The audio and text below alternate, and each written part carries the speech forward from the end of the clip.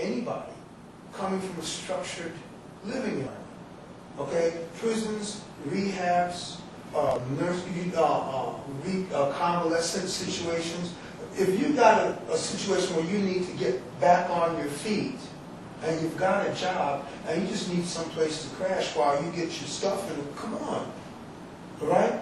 Because it's about, and it's about sharing this frame of mind, this love, this sense of sharing. It's about, that's what we're trying to promote. So how can I tell somebody, no, you're not worthy?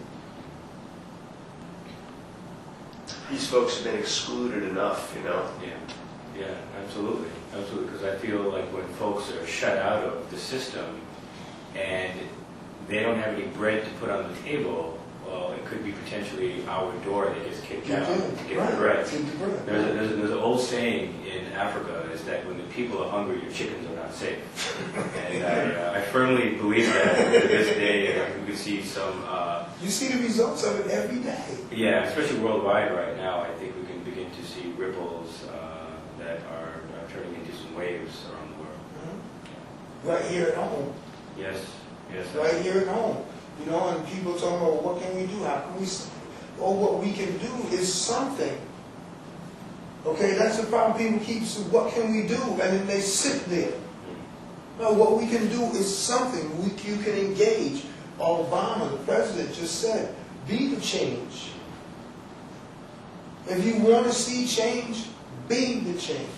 Walk it, don't just talk it. It's got to be voluntary. Right. You can't be forced into it. It has to be something that you seek out. Because if you don't seek it, you can't receive it. It's like, for lack of a better, we have a term or a part of what we do is called transforming power. Some people might call it the spiritual awakening. But it doesn't work if you don't seek it. It's kind of like a relationship with God. If you ain't looking for it, it just don't happen. And so that's if people, we need people to calm down. Get people away from that sense of desperation.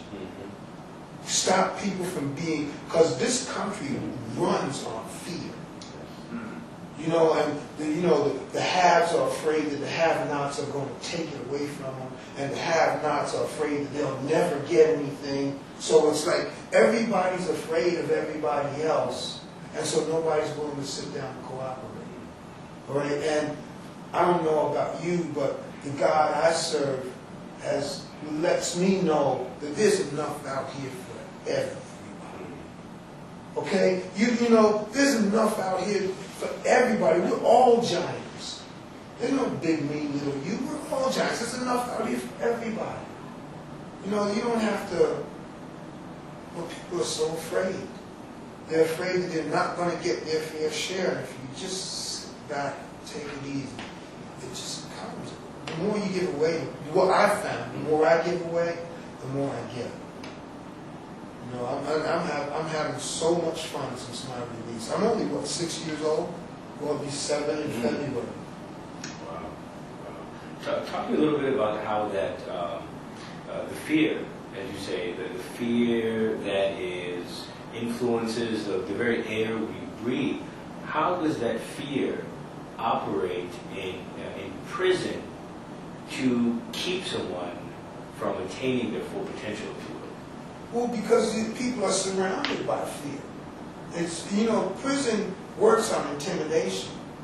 Okay? I was able to get through it because I believe once God released me from the 20-year sentence, it was like, okay, well, God's in control of my life now. And if God's in control of me, I don't have to be afraid of anything because nothing's going to happen that's not God's will. So what's there to be afraid of? I can be afraid if I want to, but if it's God's will, it's going to happen anyway. All right? But prisons operate on intimidation. Okay? The guards are intimidating the residents. And the residents are intimidating each other. Because, it's, big me, little you. I get the more I have, and they're fighting over kibbles and bits, over scraps. Yeah. okay? But it's all they have. So why not fight over it? You know, rather than, this is enough. I had enough when I was inside. I worked every day. Okay, I saved my money. Okay, I didn't waste it.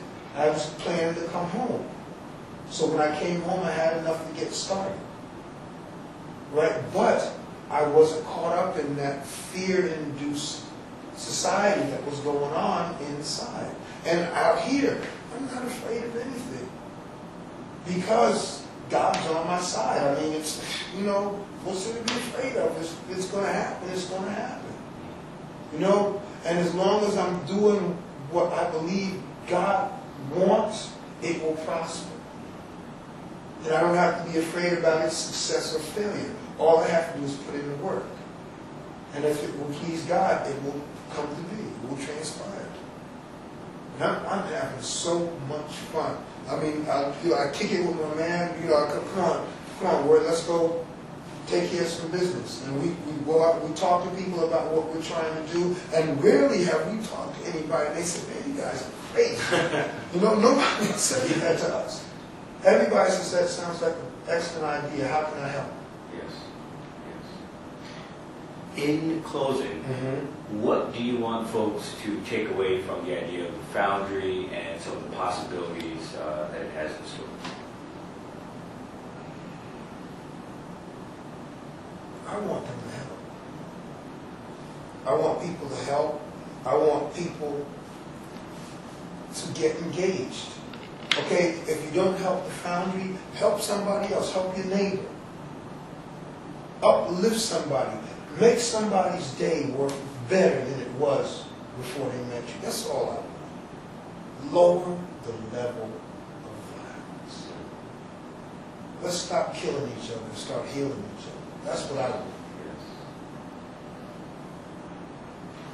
Dignity is free, but it's priceless. A lot about being a human has to do with having a sense of personal dignity. And we're just about restoring that dignity. And then beautiful things happen once you do that to a person.